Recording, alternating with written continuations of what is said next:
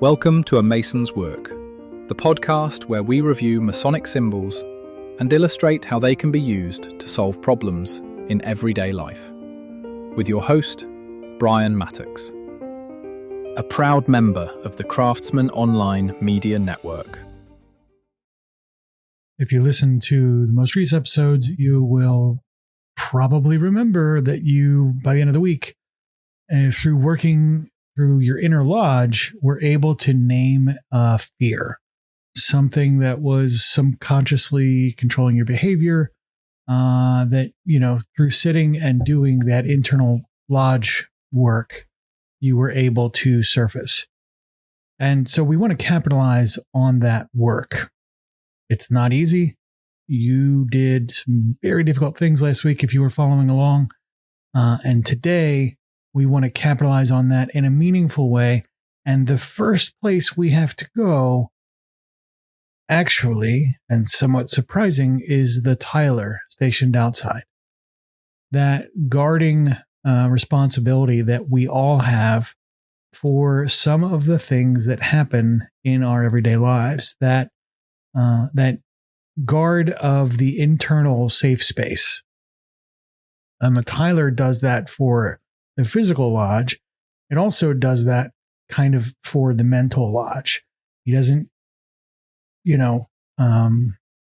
sits and he works right on determining what disturbances get a knock on the door, right? So he would protect the lodge, and also in the event that something deserves entry or should be considered for entry, he knocks on the door.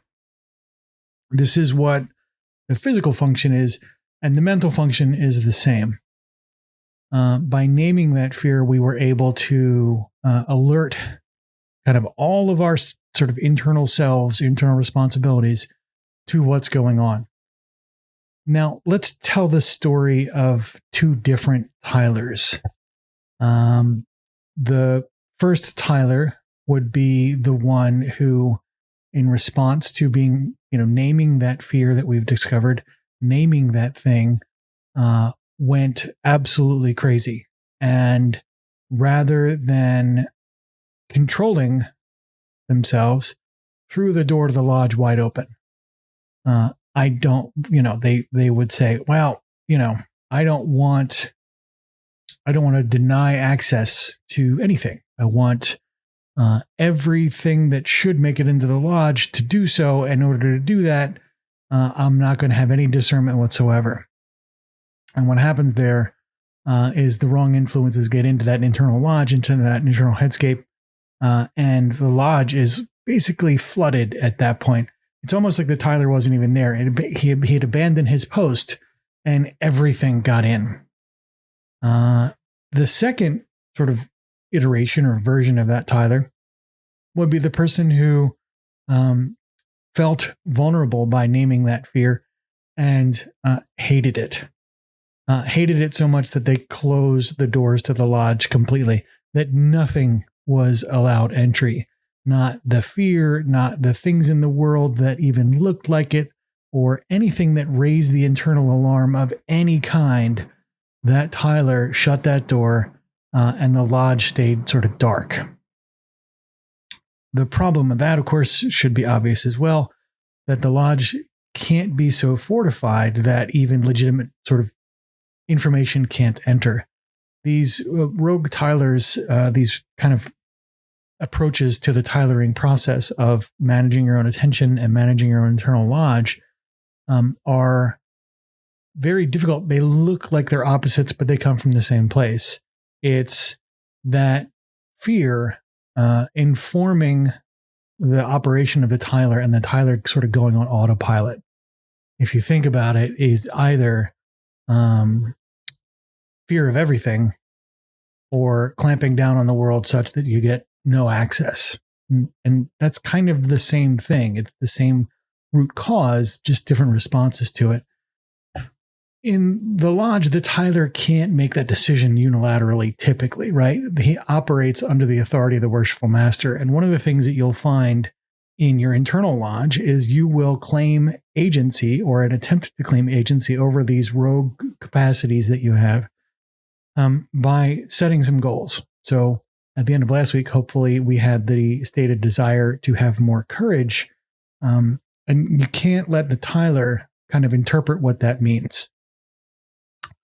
When moments arise in your everyday life where the opportunity to be courageous comes in, we have to both be mindful and aware of those things as they come up and allow them to enter through the various sort of mental faculties that we have so we can work on them.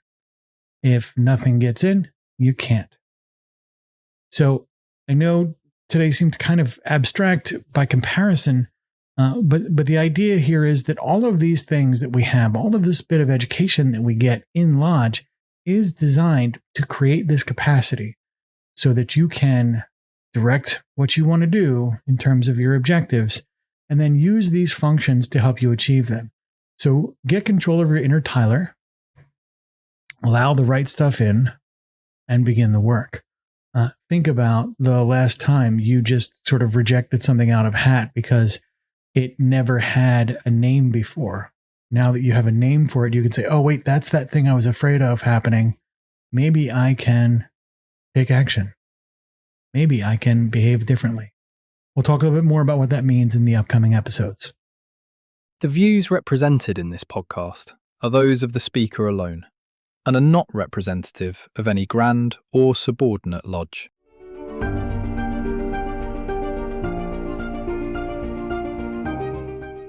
Hi, Brian here. I wanted to thank you so much for listening to this episode. If you have any suggestions or guidance for further episodes you'd like to see or hear, whatever the case may be, please don't hesitate to reach out to me at amasonswork.com, and we will try and incorporate your suggestions into a future recording. Thanks.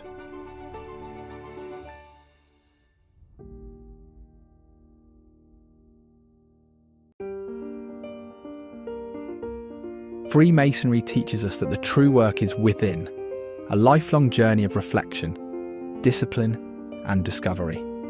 At A Mason's Work, we help Masons bring out their best selves through meaningful self-inquiry and symbolic practice. From personal reflection to lodge engagement, we offer tools that turn symbols into action. Visit us at amasonswork.com. The work is within. The time is now.